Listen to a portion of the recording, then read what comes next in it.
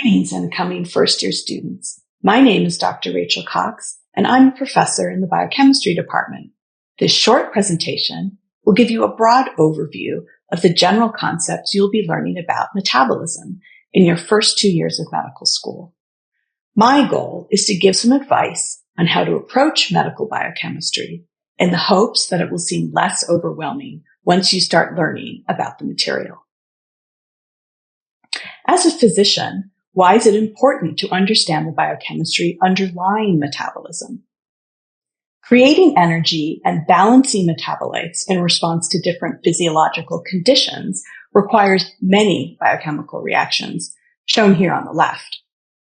During metabolism, many of these bonds are formed and broken. The overall goal is to yield energy from biological fuel, which is chiefly composed of carbon compounds. In contrast, biosynthesis occurs to maintain the structural integrity of an organism, as well as store energy for future use. There are 3 critically regulated processes in the body that control physiological homeostasis: blood pH, blood electrolyte levels, and blood glucose levels. For this presentation, we'll consider the simple molecule glucose, shown here, and its regulation. Since glucose is the main fuel for metabolism, glucose levels are tightly regulated. Blood glucose levels are maintained in a tight range. After a meal, when you wake up in the morning, and even during normal starvation, glucose levels are between 3 to 8 millimolar concentration. But too much and too little leads to dire consequences. Glucose is the fuel that the body uses for energy, and glucose levels are very tightly controlled for this reason. Glucose regulation occurs through metabolism, and metabolism is complicated. But don't worry, you have probably already learned many of the basic pathways, such as the TCA cycle, glycolysis, and oxidative phosphorylation to make ATP. How will medical school expand this knowledge in important ways? By the end of your first 2 years of medical school, you will understand how metabolism is controlled, how metabolic pathways interact, the disorders that alter metabolism and cause disease, and the gene mutations that alter metabolism and cause disease. Perhaps most importantly, you will learn the drugs that target metabolism and are used to treat these diseases. To give you a very broad overview of metabolism, I want to describe the 3 metabolic states that occur. The fed state occurs after a meal from the start of nutrient absorption until absorption is completed. The basal or fasting state occurs after an overnight fast when blood glucose levels return to basal levels. The starved state occurs when there has been greater than 3 days without a meal and your organs have started crisis mode to maintain fuel, particularly for the brain. The primary organs that respond to these states are intestine, brain, liver, muscle, kidney, red blood cells, and adipose tissues. They rely on each other for support and to perform their critical functions. How do these organs generally control these 3 physiological states? The fed state occurs right after eating a meal. Your meal provides molecules and energy that feed your tissues and allow you to store any excess for future use. Food is predominantly made of carbohydrates, fat, and protein. These get digested and absorbed by the gut, eventually becoming glucose, various fats, and amino acids.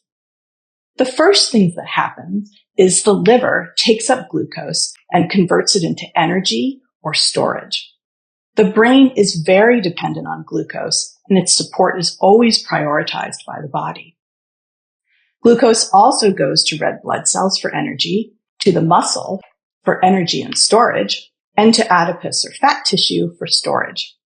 Glucose is also used by other tissues for energy.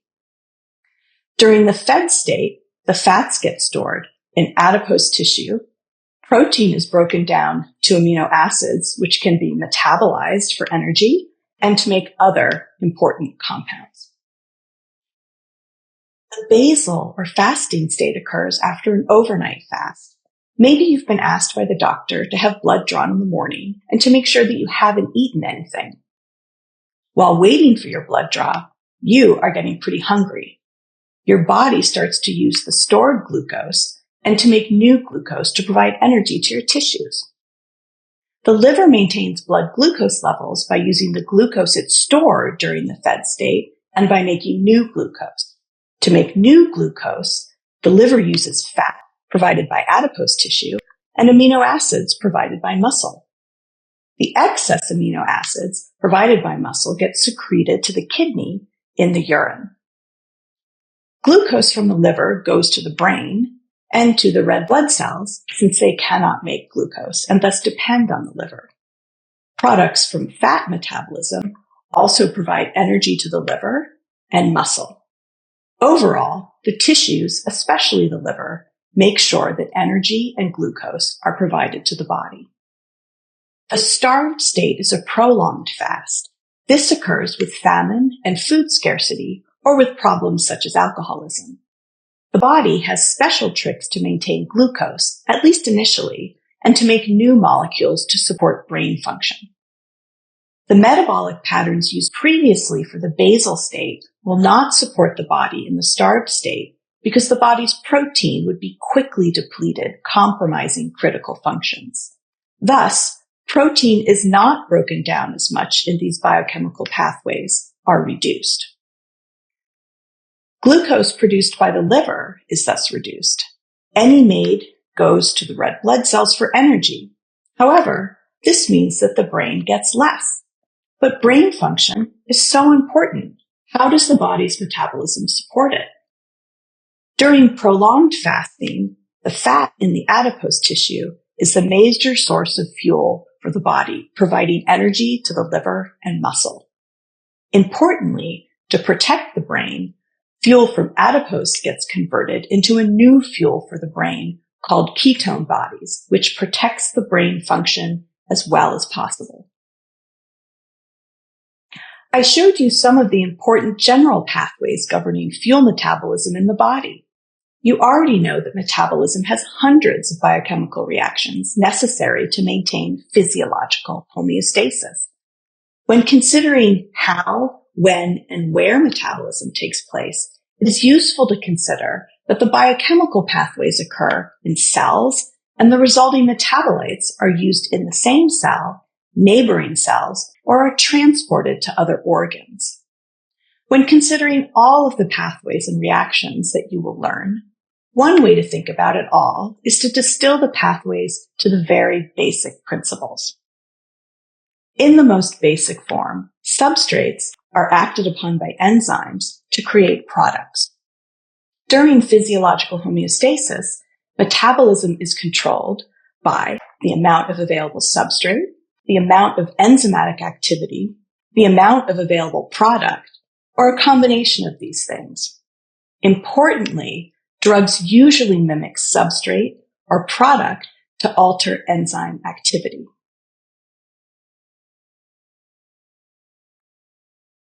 Here are some of the core metabolic pathways that are used in the various organs that we looked at to maintain normal physiological homeostasis. You've probably already learned a lot of this and even been tested on it on the MCAT. Glycolysis, TCA cycle oxphos, fatty acid synthesis, glycogen and glucose. In the next 2 years, you will learn integrated overviews of metabolism in general and in specific cell types like the brain and red blood cells. And you'll learn further details in many of your systems-based modules. To sum up, proper coordination of the various metabolic pathways is critical for the body to metabolically adapt to changing physiological conditions. Importantly, dysregulation of metabolism leads to deleterious consequences and disease states. I won't pretend metabolism is complicated. During your first 2 years, when learning about metabolism, focus on the disorders that alter metabolism and cause disease, the gene mutations that alter metabolism and cause disease, and the drugs that target metabolism and are used to treat diseases. I hope this brief overview is helpful and sets the stage for your successful medical career. As you work through the systems-based modules, please take advantage of the faculty. We are here to help you. See you soon.